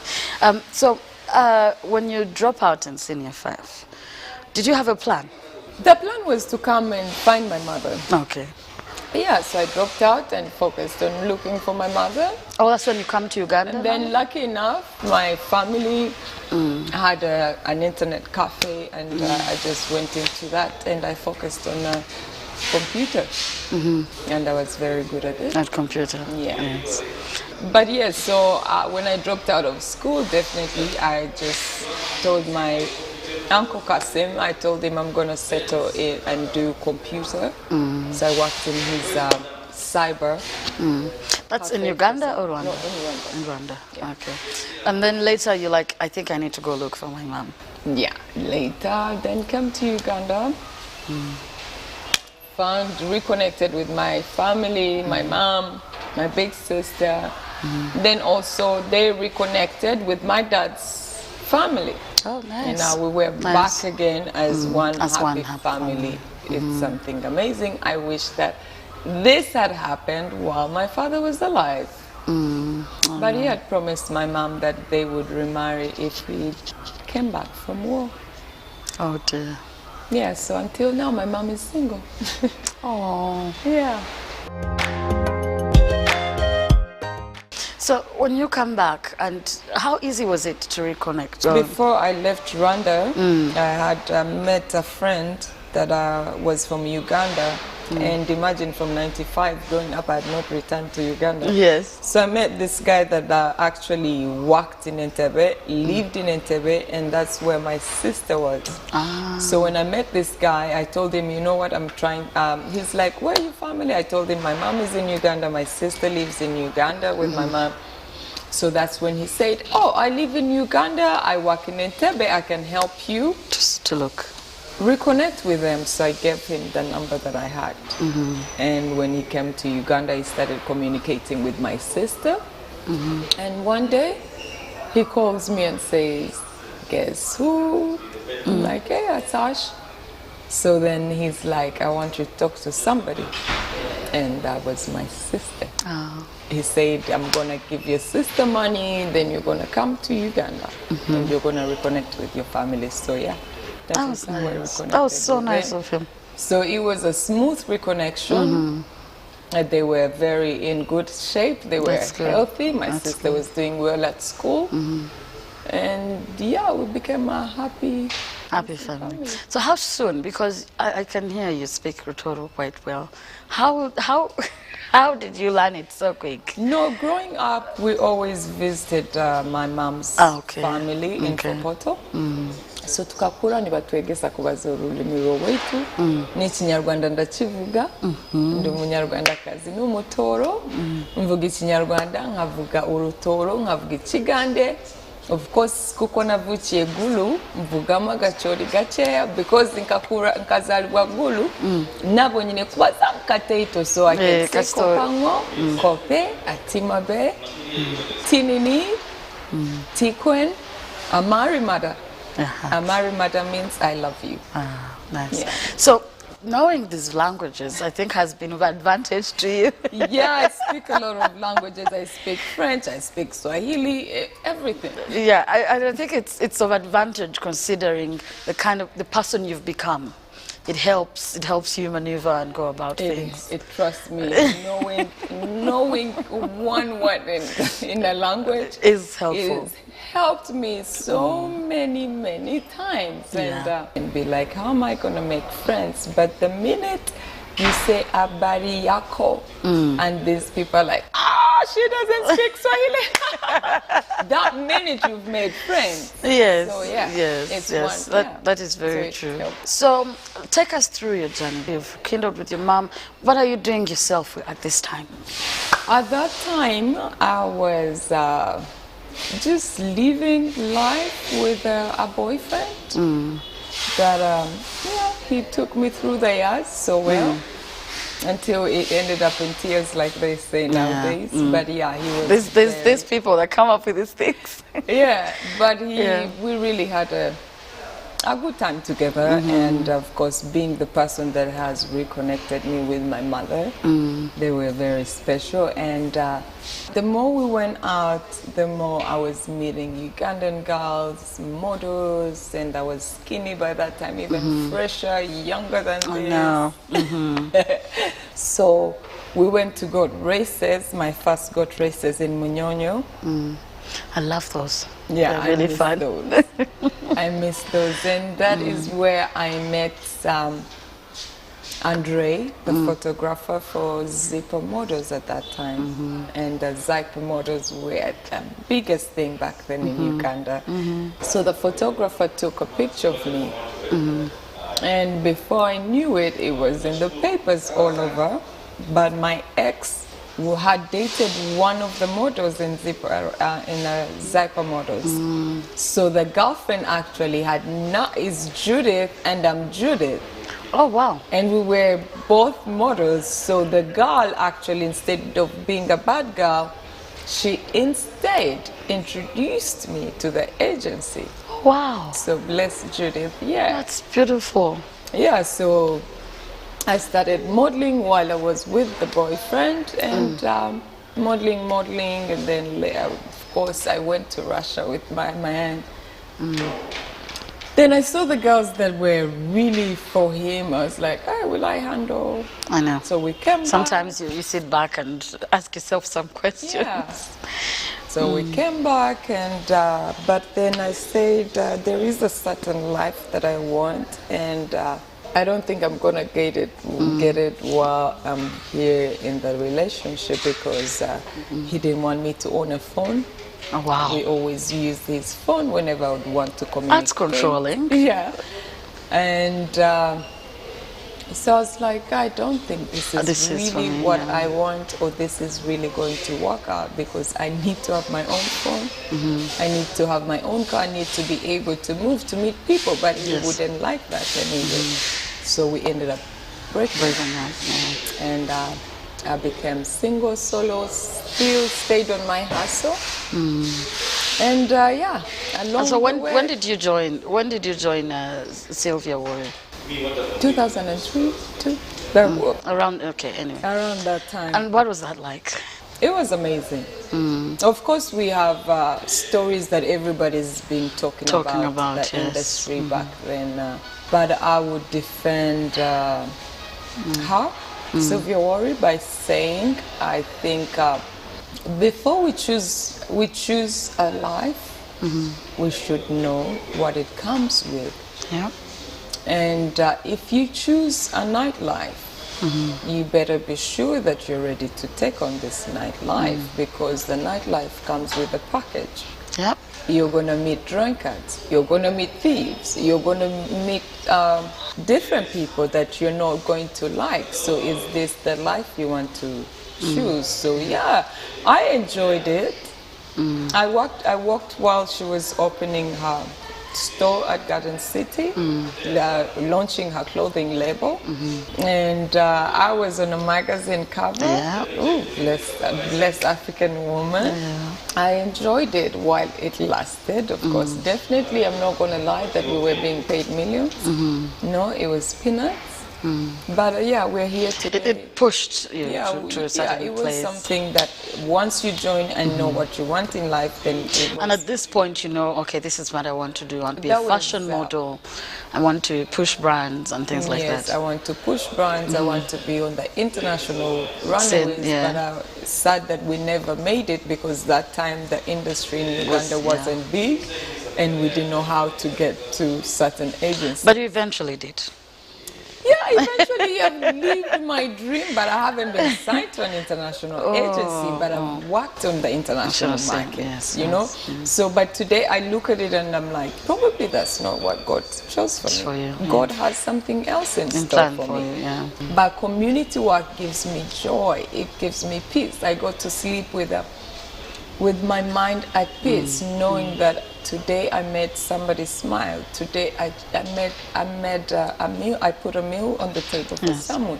Today I hold a baby and the baby was smiling in my hands. It gives me joy. I sleep and say, oh, oksiba ne stress in siwa mu community. Yes. You know, so I think that is my calling. And getting through that process and traveling around the world and seeing and learning and experiencing these things, how did that help you in terms of who you are today? First, you learn different culture. Yeah.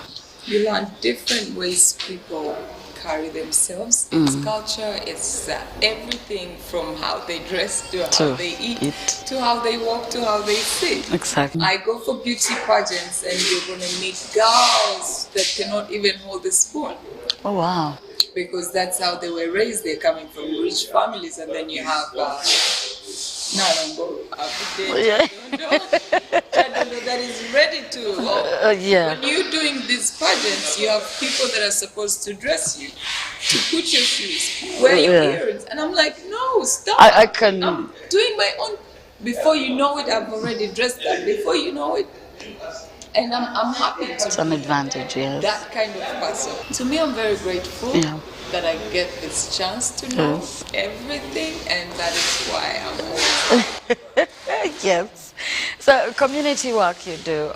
You're also quite passionate with tourism, as far as I've heard, and the environment. Yes, so is everything. It is everything. And your Miss Environment, congratulations, by the way. And it takes quite a lot to take on such a role and be crowned Miss Environment. Clearly, you did something right.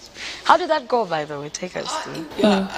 During COVID, I did Miss Elite Africa, which is a beauty pageant that happened in Egypt. I returned home as Miss Elite. Oh, nice. Then 2022, I had to fly to India, and I returned home. I flew to India for Miss Environment International. Oh, nice. Flew back home as Miss Environment Africa.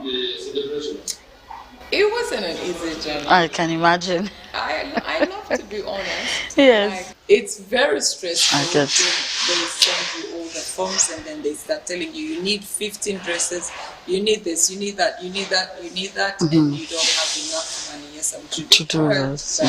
It gets expensive. Oh my goodness, I've seen those things. It is. It becomes difficult when you have to represent a country, and that's why I will take this chance actually to call upon you. Yes. There is money for artists, there is money for everything in the country. But there is no budget set aside for beauty queens. And you should get out of your mind that beauty queens are just beauty. Muse, we're not just beautiful. When we stand on that stage, they're going to ask me about you, Muse. And what am I going to say about my president? Definitely I'm going to say all the good things about you, Muse. And when it comes to the country, we are showing the beauty of our country. And why are we showing the beauty? Because we are trying to get investors attracted to the part of Africa. So Norwich Mzee, Tusaba, Mutekeko budget, beauty pageants. Everything that ministers do, we do it 100 times better because we're meeting different. You're like ambassadors. We are the ambassadors of Uganda. We are not just beauty queens. We have our brain because it's not easy to interest. That's and we true. are like 50 countries. So if Greece, Italy, France, we're talking about Uganda, then that is when you see more people coming into the country, and then you don't know that it's Judith that has been promoting Uganda wherever she's been. I think the Uganda Tourism Board should have you and work. I know they probably have or engaged you, I don't know, but they should have you as the ambassador. Not at all. I've funded everything that I do, and it's very sad, but it's okay. We do it for the country, we do it for the culture. If you see it, you like it. If you don't like it, you don't. Yeah, I for one would love to see Uganda Tourism Board working with you. Even the environment, when we're talking environment, how I wish we had so many of our It's very sad, and I'm going to say it because this is UBC. So when I returned from Miss Environment International, NEMA was quick to have me. Oh. Which was something amazing, a goodwill ambassador for NEMA. But I feel like we are just taken as goodwill ambassadors. There is no budget for you. Even to be just Miss Photogenic, they get something. Miss Universe Africa, they come back home and they are treated with much. With everything, they get cars, they get homes, they get everything.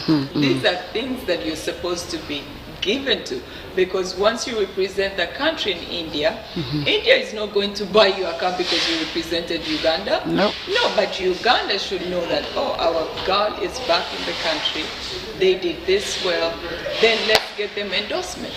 Yes. And let's give them something small as a government.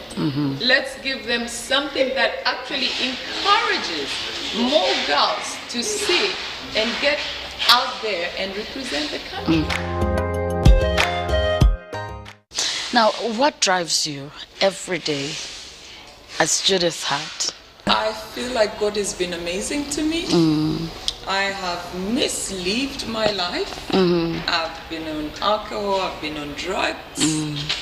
I've been lucky to have had my children, and they're very healthy babies. They're not messed up by drugs or the alcohol I took. So I must say God keeps me driven, gives me that. Like, He has something He wants for you. Yes. But how are you going to achieve it? So every day I wake up and say, no, He's not done with me. I still have to accomplish something. Yes. So I have to keep going. Yes. So when you're not busy, what do you do with yourself? Lately? Yeah. Oh my goodness. Lately I'm a loner. Really? Yeah, I'm enjoying this year, 20th Feb, I decided to quit alcohol. Okay, that's good. So, well done. Yes, and once I quit alcohol, that means the drugs are gone. Yes. So I'm living healthy. I might be skinny, but you look good. I'm very healthy. Don't worry, guys.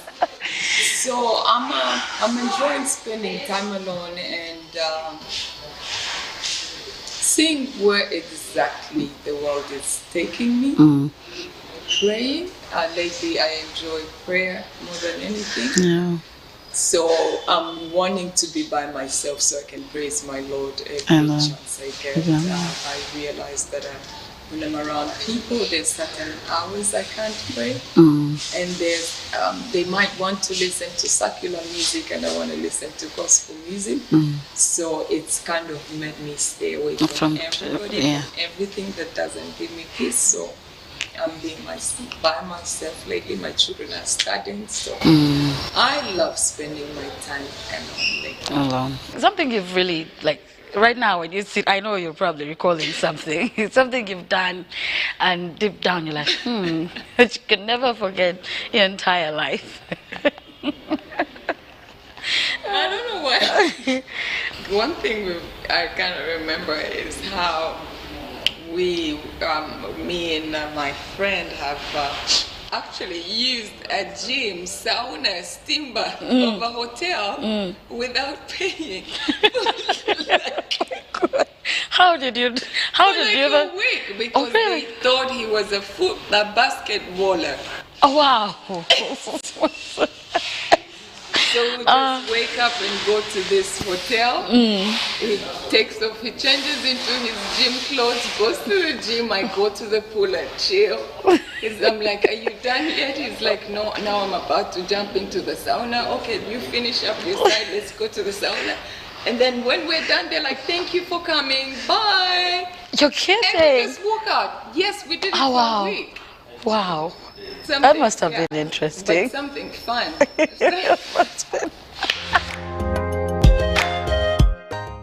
Now, an advice, piece of advice to... One of the most important things I would love to tell a younger self, a younger Judy, or any girl, woman out there, or boy, I love you too, guys, don't worry. Anyone out there that is living and breathing, get close to God. Yes. Get to know God. Give your life to God. I know it's going to be difficult, but trust me, you have no life if you don't have God. Do you have a motto you live by? My motto is God is everything. Welcome to God. His life is everything. That is true. With God, you're not going to go wrong. So the fact that you're a mother, you're busy, you're traveling quite often. I don't know about now, but what do you do with your children? Do you cook together? Do you sing, play together, things like that? One thing we do together most is pick and what clothes they want. Oh, nice. Because their father is a very strict man, and we have a same sense of style apart from my younger one, Rihanna. But Rhonda is the first twin, 1 minute apart. Nalongo. Oh, by the way, she's a Nalongo, yes. Yes, Rhonda, we have the same sense of style. Rihanna is more of a, too relaxed, but one of them is more girly, and the other one is, yeah. So they enjoy when I help them pick what they can buy. They always choose and tell them, just send it to daddy. Okay. Tell him to get this one. Oh, and then he nice. comes back, why are you doing this to the children? I don't want. I can't imagine. It's like, we have to choose clothes together. I'm like, but it's the style. It's the new style. It's the new generation. This is different. It's not like back in the days. So the twins are the second pregnancy? Yes. Yes. My son is 16. Oh, wow. Yes. Big man now, eh? And my twin girls are 13. They will be turning 14 in March. My son will be turning 17 in February. Nice. Well done. Well done. I must say well done. And indeed, we do thank you so much for giving us your time. It's the Super Soul Sisters here. Daughter Exclusive does give us their space for us to use. They are very, very helpful in that sense. Super Soul Sisters, we always appreciate you. Thank you, Judith Atwoki. So much. Thank you for having me. One thing I enjoy is meeting a Super Soul Sister that is Amtoro. Oh, thank you. Yes. That is who we are. That is who we are. I love you so much. Thank you for having Thank you, Atwoki. And on that note, we are getting too excited now, eh? But thank you for watching. We're always here every Wednesdays at 9 p.m. Please make sure to catch us and enjoy these awesome Super Soul Sisters. So thank you for your time, and thank you, Aisha, for your makeup. Thank you to our team, my producer, Jacinta Kagoro, and of course, everyone that has been able to make this team a super team. From us, good night.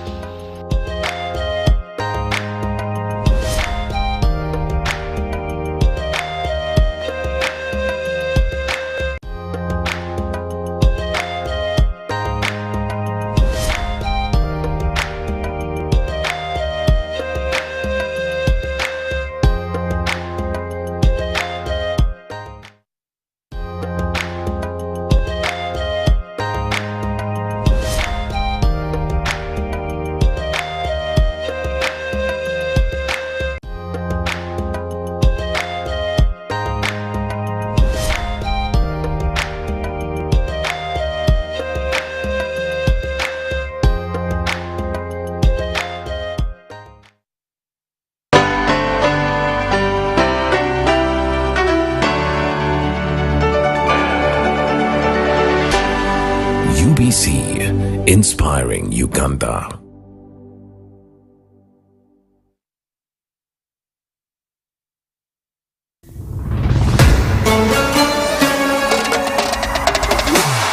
The Argentina national football team, La Selección, which is the national team, was formed in 1983.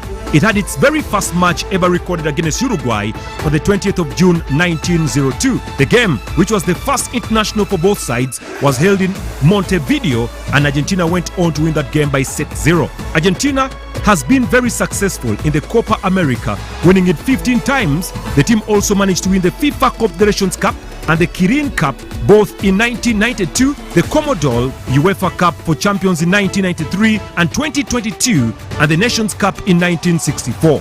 In March 2007, Argentina reached the top of the FIFA World Rankings for the very first time. Argentina Olympic team managed to win the Olympics football tournament in Athens 2004 and Beijing 2008. Argentina also won 7 of the 18 football competitions at the Pan American Games, but at the World Cup, Argentina has appeared in 5 World Cup finals, including the very first final in 1930, which they lost 4-2 to Uruguay. Argentina won in their next final appearance in 1978, beating the Netherlands by 3-1 at extra time. Argentina won again in 1986 with a 3-2 victory over West Germany and a tournament campaign inspired by their former captain Diego Maradona. They made the World Cup final once more in 1990 and lost 1-0 to West Germany following a controversial penalty call in the 87th minute. Argentina, led by Lionel Messi, made their 5th appearance in a World Cup final in 2014, again losing to Germany 1-0 during extra time. Most of the notable names that are currently connected to Argentina football include number 1, Diego Maradona. The Argentina talisman's crowning moments came in the most famous match in football's history as Maradona took on a strong English side in the quarterfinals of the 1986 World Cup. The Napoli legend then scored the first goal of the game with his legendary hand of God and went on to stand the English with arguably the most beautiful goal for Argentina in the history of the World Cup. Diego Maradona is to this day perceived as an extraterrestrial phenomenon that managed to entertain and dazzle fans across the world. May his soul rest in peace. The other footballer to look out for is also Lionel Messi. While Argentina legend Diego Maradona was capable of moments of magic that have never been seen before and may never be seen again, the World Cup winner was never in sight of the astonishing levels of consistency that Lionel Messi has managed over the past 15 years at Barcelona. The Argentine genius is arguably the best player in the history of the beautiful game. The Barcelona legend has scored 704 career goals in 869 games, and his ability to make jaws drop on a near weekly basis makes it a stunning moment to look at.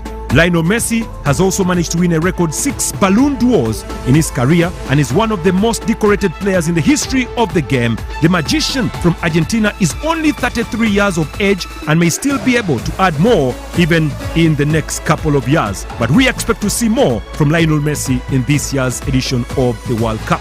They will rely on young talented footballers like Paulo Dybala, Angel Di Maria, Nicolas Heynan, Gonzalo Otamendi. The action will be memorable. Wherever you'll be watching this, UBC TV is bringing the World Cup to the comfort of your home, free of charge on UBC radios and TV, inspiring Uganda.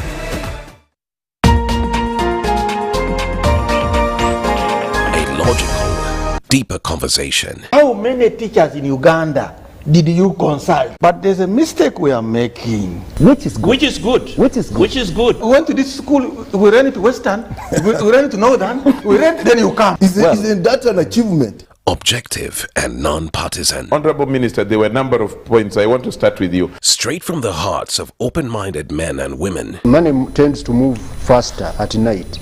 So when people are not counting, don't take it for granted. Candid and authentic. Because Uganda is not Thailand. That's not correct, and we should stop that kind of mentality. So what I'm saying is that's a trick question. Don't answer. I'm not getting into that. I'm not getting into that. Tell him you speak Luo. I think that's where we are beginning to have a problem. I think what is going to kill the parish model are all the misconceptions on how it's supposed to run. I know that the Prime Minister is listening. Behind the headlines. Charles, let us agree. We liberalized the economy. We are several nations put it together. Why don't you appreciate that? What if it fails? I'm happy and to he's a good lawyer because Amin is not in power. The Parish Development Committee is functional. It is there. That there is a parish chief, that the beneficiary is doing. So we look at expenditure. We don't look at revenue. And that is the challenge we are giving them from Minister of Finance. Your fountain of new knowledge, flowing into the mass body of knowledge. First get the knowledge of Bukedia, how they want to be modernized. Every Wednesday, 10 p.m. on your public broadcaster. You return money to the treasury, which is meant for the people. UBC, inspiring Uganda.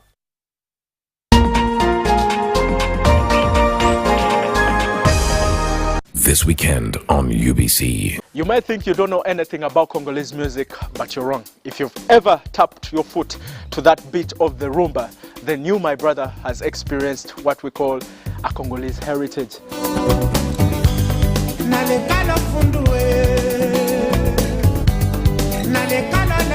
Rumba originated in Cuba as a blend of African and Latin rhythms.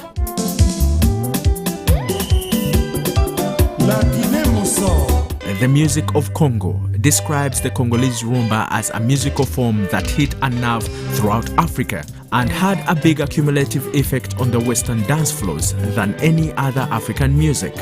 In Congo, music is it's something that are like people using as a therapy.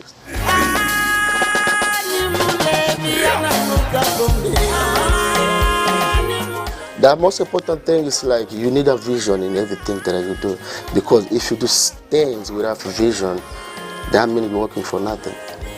That's good. Because everything is starting from your head. Yeah.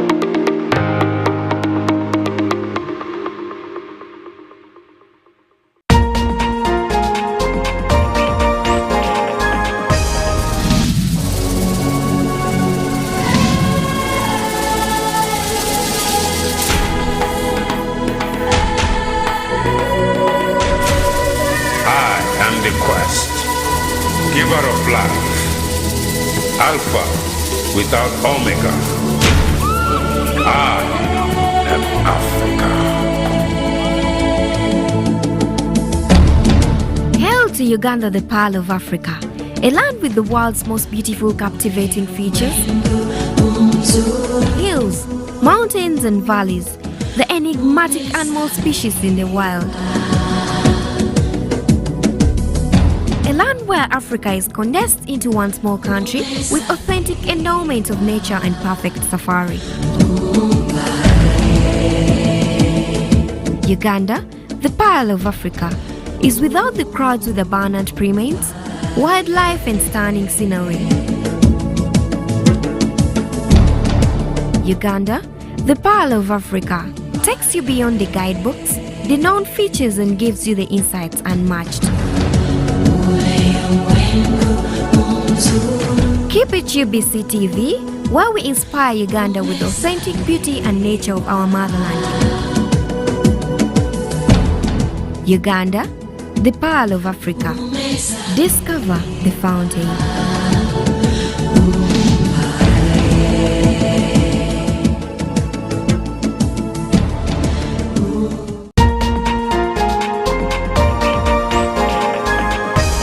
One-on-one with Michael Jordan Lukomwao. A weekly face-to-face conversation focusing on accountability, inspiration, information, and sensitization of the public from the various sources such as inspirational profiles. Having a disability is not inability. Professional guidance. There is no special antiretroviral therapy that is given specifically for discordant couples. And of course, politics. Don't you see anywhere that you would give a credit in the fight against COVID? My role as the owner of the country is not to